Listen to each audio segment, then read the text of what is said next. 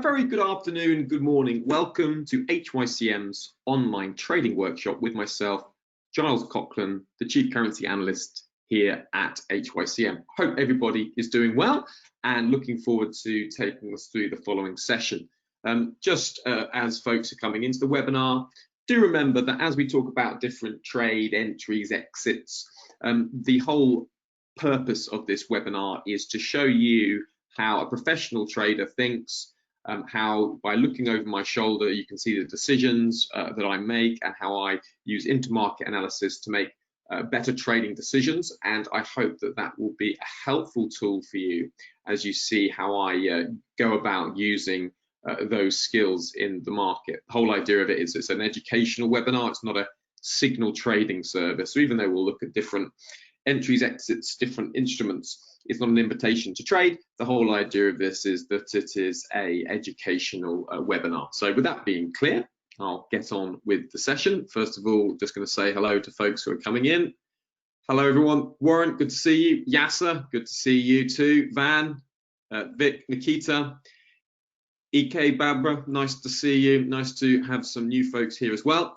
Looking forward to taking us through the session. Now, during this webinar, I have a special topic, and the special topic is going to be understanding how to trade the Harami inside bar pattern. I will be showing you a very powerful pattern in the markets, which does give some really good opportunities, very tight stops with potentially good rewards on this candlestick pattern. It's the Harami inside bar pattern. I will be outlining that during the webinar as well. Just to remind folks how this webinar works is I will be doing some live analysis of the markets, explaining to you the reasons for where we are and why we're there, as well as identifying today a couple of currency pairs to potentially trade going into the afternoon session. And I'm also going to be covering the Euro pound pair as we await PM Johnson and von der Leyen meeting this afternoon in Brussels. So that's going to be a very key meeting for the pound. So we will be covering that as well this afternoon. So remember, the first principle we're always looking at when we're trading is we want to pair strength against weakness. Just in this arm wrestle, we can see there's one strong arm and there's one weak arm. Now, on the balance of probabilities, you'd favour, more often than not, the strong arm to beat the weaker arm. That's just the way things work. So exactly the same way in the currency world, we're always looking to pair a strong currency against a weak currency. So every day in the markets, we're looking for opportunities of strength versus opportunities of weakness. So with that being said, we're now going to go over to the charts and have a look at the dominant currency sentiment pair that we have for the day. Yeah, here we go. Now you should be able to see my charts up here on the screen. Now, the dominant currency sentiment pair that we have for today is the Australian dollar US dollar currency pair. I'm just going to go through with you why that's the case. Now, let's look at it here. First of all, let's look at the different markets we can see. So here's the S&P 500, the NASDAQ and the Dow Jones. Like yesterday, those markets printed all-time highs. Now, the reason those equity markets printed all-time highs was on positive news that there'd been great US stimulus bill progress. The US stimulus bill is a many billion-pound program out of the US to help support the US economy during its particularly vulnerable time over the last year as a result of COVID-19, the resulting shutdowns and loss of income and revenue. So the US government is providing large levels of support, this stimulus bill, to support stocks. So the fact that there was positive news yesterday that stimulus bill looks like it's going to go ahead and some progress has been made, saw the stock markets rally strongly higher. You can see that that's been across the board. This is the VIX. When the VIX moves lower, that's a good indication that the stock market is moving higher. So taking a look at equity futures markets, they are optimistic and bullish mood. Looking at bond yields. Now, when bond yields rise, that's a good indication that the economy is feeling optimistic, healthy, and heading towards interest rate rises. So you can see that the bond yield markets, US bonds, Canadian bonds, New Zealand bonds, all higher across the board. Japanese a little flat, UK government bonds flatter, German government bonds to pressure to the downside ahead of the ECB meeting. Generally, though, taken as a whole, although it's a mixed picture in bonds, the important one here is the US government 10-year bond, yields rising higher, optimistic outlook. Now, having a look now at the other markets, we can see here that gold has moved a little bit lower, oil prices have moved a little bit lower, just heading over that pivot point for the day. We can see Brent crude moving lower down towards the pivot point, and copper prices just losing some of its earlier gains. So there's more of a mixed message coming from the commodities markets. In a typical risk-on market, we'd expect to see more strength in these markets, just like we did yesterday in crude, Brent crude, and copper prices. So a little bit of weakness coming into those markets at the moment. Looking now into the currency space, what we'd expect to see is broad strength in the commodity-based currencies, the Aussie, CAD, New Zealand. You can see, yeah, these are broadly all stronger on the day, and we'd expect to see broad weakness in the yen and the Swiss franc, and indeed we can see broad weakness in the yen and the Swiss franc. So taken as a whole, what we can see is that the commodity-based currencies are higher, the safe haven currencies are lower, also seeing some weakness in the US dollar. So all of this means the market is trading in a risk-on environment. Now here's a question for you. What currencies do we expect to see weak and strong in a risk-on environment? I wonder if you could answer that for me in the question panel.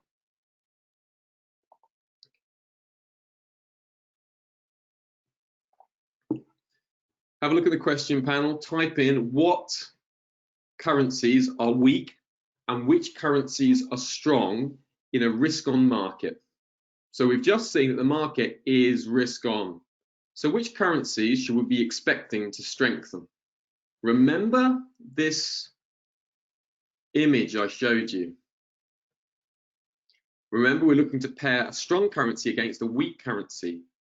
So in a risk-on market, which currencies are strong and which currencies are weak? Nikita, you put US dollar. Do you expect the US dollar to be strong or weak in a risk-on environment? Yeah, Nikita, excellent. Swiss franc, Japanese yen, weak. Now, at the moment, in a risk-on environment, we'd expect the US dollar to be weak as well. If we just take a look at the US dollar, you'll see that there's been some very strong fundamentals for the US dollar to be weak. And you can just see this strong weakness that's come into the US dollar, okay? So we are expecting weakness in the US dollar medium term. And when the market is feeling more optimistic at the moment, the US dollar has been weakening, okay? So we are expecting more weakness. And towards the end of December, Nikita, the US dollar tends to weaken in the last sort of 2 weeks of December on a very strong seasonal pattern. Essentially what happens is US companies send dollars out of their parent mother companies in the US into their daughter or sister companies outside of the US for taxation reasons. There's some important taxation issues, which means it's to a company's advantage for dollars to leave the parent company at the end of the year. Those flows come back in at the start of the year, but around the end of December, we do expect some dollar weakness. So at the moment, when equity markets are moving higher, we are seeing the dollar weaken. What about which currencies will we expect to be strong? Thank you, Nikita, for your answer. In a risk-on environment, which currencies will we expect to be strong? If you could answer in the question and answer panel, if you want to have an answer. If you're not sure, give it a go, or else I'll give you 30 seconds and I'll answer for you.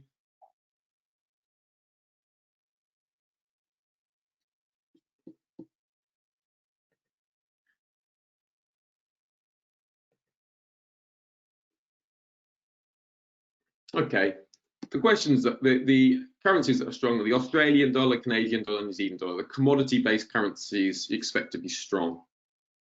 Okay, so you wouldn't necessarily expect the euro or the pound to be strong, Nikita. They tend to have different drivers, and they're often very driven by the dollar. The main commodity-based currencies you'd expect to be strong in a risk-on environment will be the Australian dollar, the Canadian dollar, and the New Zealand dollar, the so-called commodity-based currencies. So that means we now have a bias for trading. We have a bias with Australian dollar strength, US dollar weakness. You can see here the market's been heading in that one direction on that news. So what we'd be looking at here, we'd be looking at joining any retracement. So any move lower back to that 7,450 level, we can consider suitable for buying, looking at taking profit back up that 7,479, 7,480 level. So any dips lower, 7,450, we'd expect to find buyers. Similarly, in the Australian dollar Japanese yen pair, that's another pair we expect to find buyers. So any retracement back down to that 77.50 region, we'd expect to find buyers looking to take profit off of that 77.80. From an intraday perspective, these are two currency pairs that are suitable for trading because the fundamentals have lined up and the technicals are in place. Now, one thing to be aware of, what will change this outlook? The thing that would change this outlook, yeah, Nikita, New Zealand dollar is related to a number of different commodities. So unlike the Australian dollar and Canadian dollar, Australian dollar is linked to like iron ore, copper and gold, as you say. Canadian dollar is mainly linked to oil. The New Zealand dollar has a basket of different commodities which influence it. So it kind of is tagged along with the Australian dollar as a pro-cyclical currency. But it isn't one particular commodity that it's known for. It has a number, dairy, a little bit of gold, a number of different commodities that support the New Zealand dollar. So I hope that helps, Nikita. Looking at the Australian dollar US dollar pair, what would negate this outlook is if there was any heavy equity selling. So for example, today, if the progress in the US stimulus bill goes wrong and fails and we go backwards a step, we'd expect the Australian dollar to drop, and then we would not be expecting this upside bias anymore. So if you just take a look here, here's the S&P 500. Do you see how the Aussie US dollar tracks the S&P 500? So as long as the S&P 500 is being tracked, then we do and will expect upside in Australian dollar. So further upside in the S&P 500 is supportive for upside in the S&P 500. But if that outlook changes, then of course our outlook for the Aussie US dollar would change as well. So that's the situation that's going on there. Now, some other events that we've got coming up. We've got the Bank of Canada. They will be having their interest rate decision this afternoon. So watch out if you're trading the CAD. There's no interest rate change expected out of the Bank of Canada, so it should pass as a fairly uneventful meeting. But remember, if there is a shift in the interest rate, that will see a strong reaction in the CAD. And a good pair to trade, that will be the US dollar CAD. So what you want to look for, Bank of Canada interest rate decision coming out this afternoon. If the Bank of Canada cut interest rates, you'd expect about 100 points, 150 points upside in US dollar CAD. If they raise interest rates, you expect about 150, 100 points downside in US dollar CAD. So just watch out for that happening potentially later on this afternoon. Another key event is what's going on in the pound. Now, I'll just show you, I have been headline trading the pound recently. This was a trade I took earlier in the week when I sold the euro pound on Brexit headlines as PM Johnson prepared to amend the internal market bill. Now, this internal market bill was essentially an insurance clause that the UK has passed through the UK Parliament in order to protect itself in case there's a no-deal scenario with the EU. The internal market bill is essentially a protectionist clause. So the fact that Boris Johnson is prepared to amend some of it was seen as very positive for the pound. So it shows that PM Johnson is taking a step towards meeting the EU's concerns with the negotiations.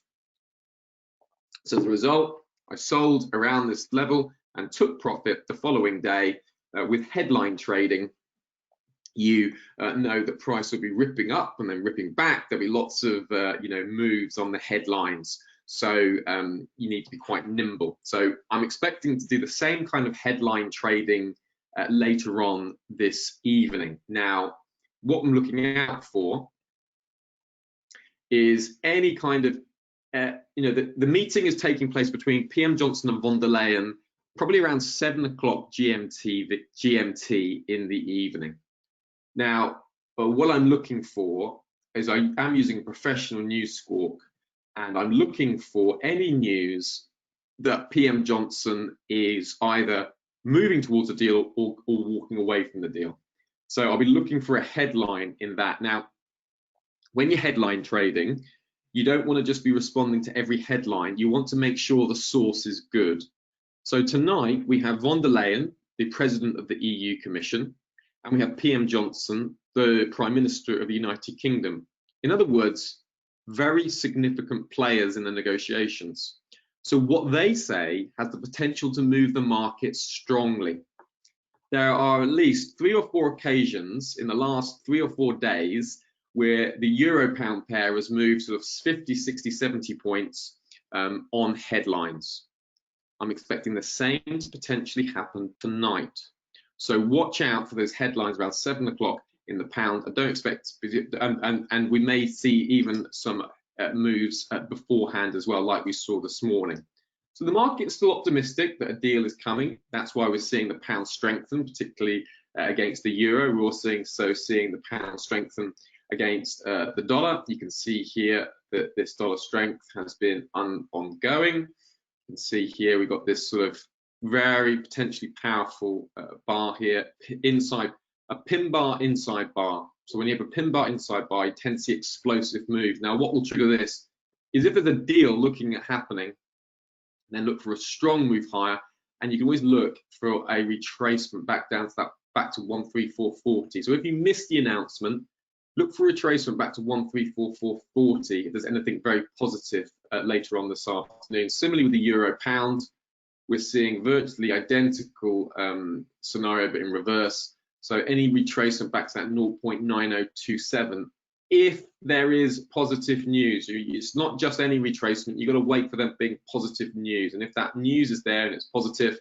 then look to get back in at this level, but you need to have the bias if you miss the headline. So that's just one thing that you can do later.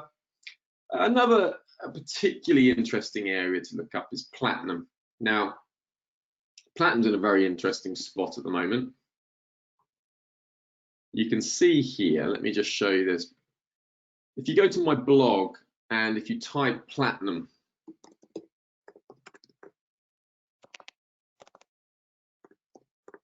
you type platinum in my blog here, you can see this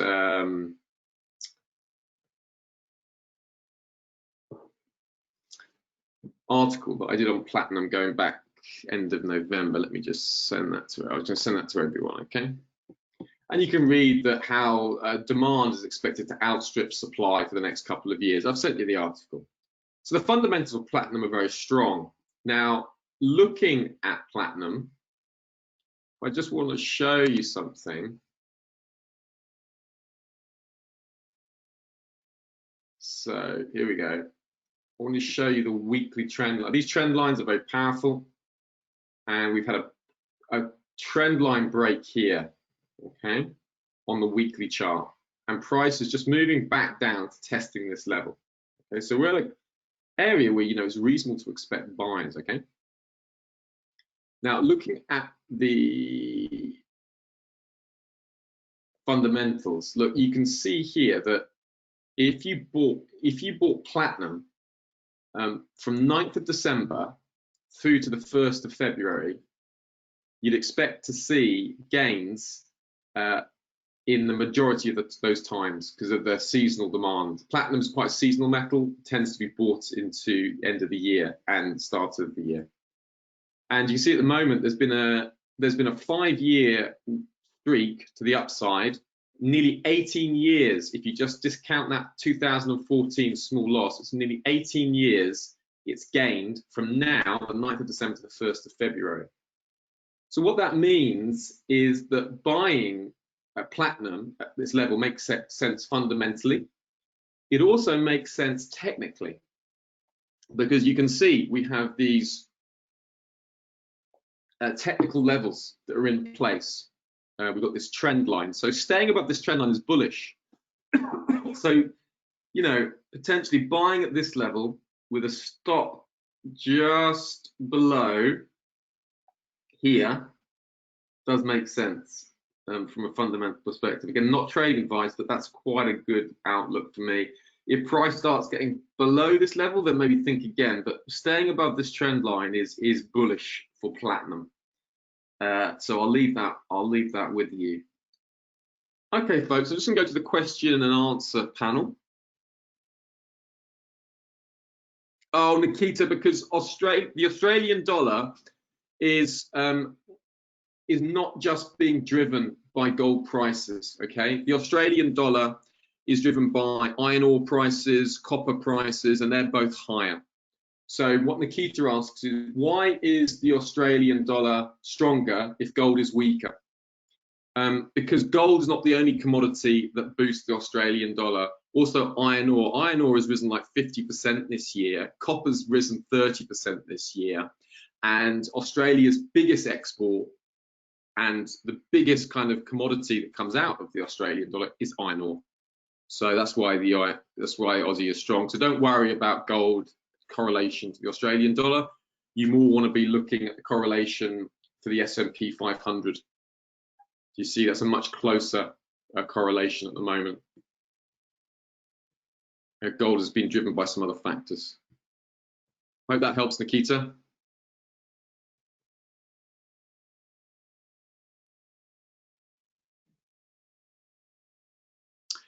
Okay, I'll also show you one last thing, which is the inside bar Harami breakout, and I'll just take the Australian dollar. Now I'm just going to look at this from a purely technical perspective.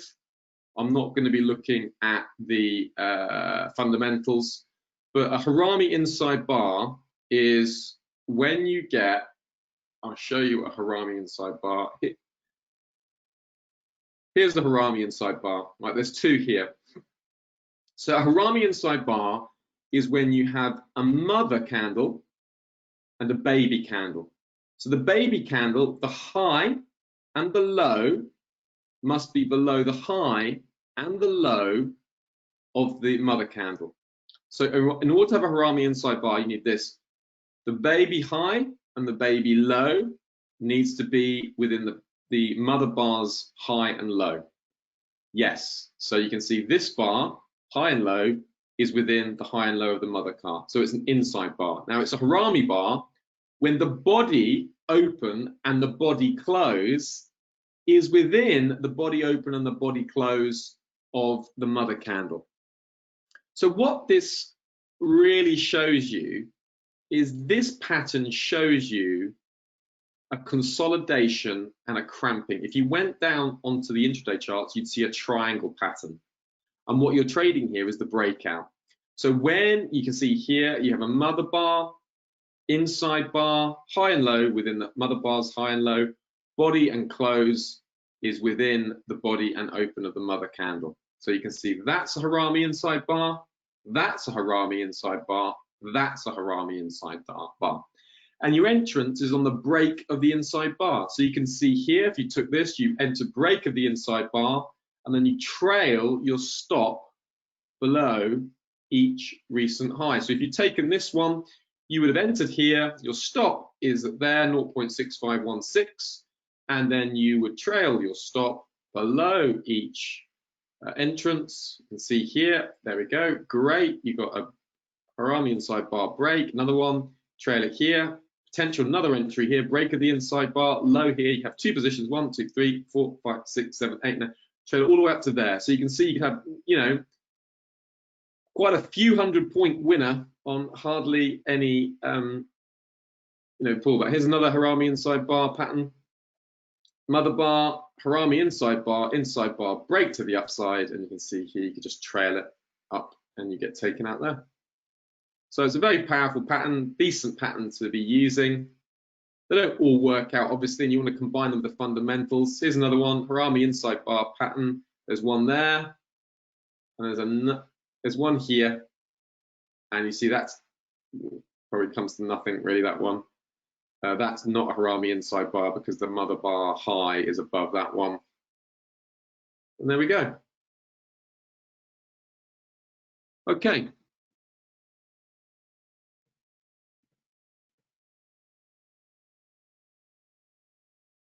Oh yeah,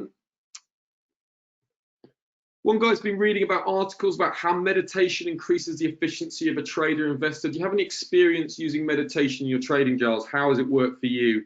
I haven't used meditation in my trading, but one thing that I would say is your state of mind does affect your trading.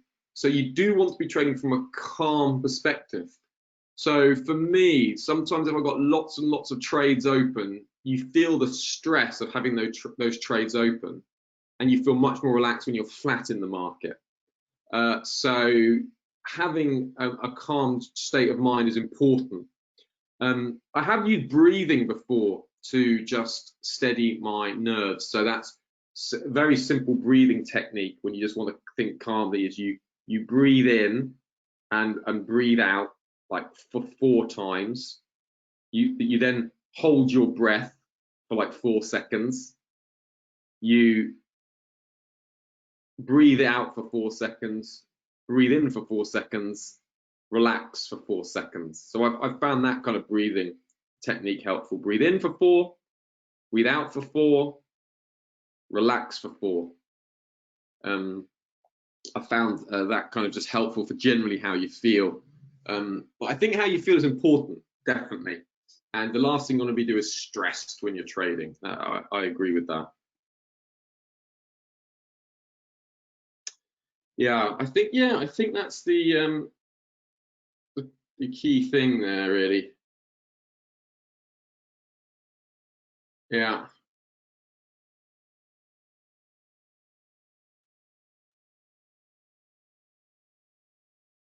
Yeah.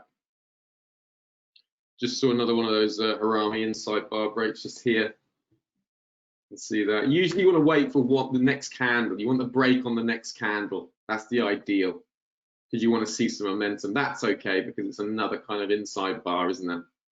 But generally you want to get the break on the next candle. Yeah, great. Okay, that's super. I have written a few articles on forexlive.com under their psychology section. So if you go down here,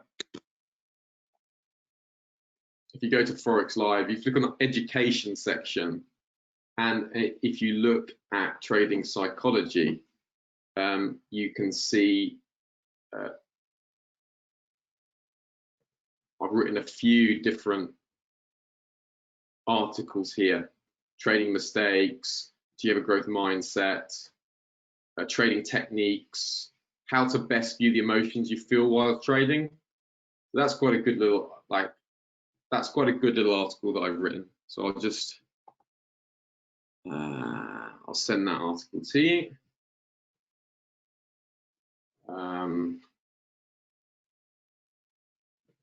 This is another good article as well. How to deal with negative thoughts when you're trading. It's important to deal with that negativity, especially when you've got doubt or you've had a bad run. You really want to think of that carefully. I'll send you one more, and then you can develop,